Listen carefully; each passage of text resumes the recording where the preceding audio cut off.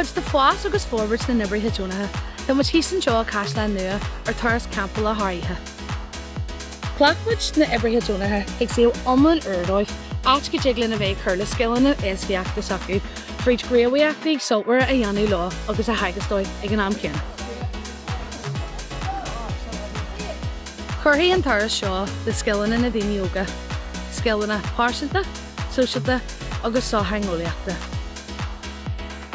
Is í an príomhspricht leis an Turas seo na an tógal ar muí na daoine óga, ag tógal ar athléimneach na daoine óga agus ag gréamhaí daoine óga chuna bheith mar nOibrithe Deónacha le linn an áine. Forbraíonn na déiseanna seo scileanna na daoine óga chuna bheith obair is saohanna provisionta.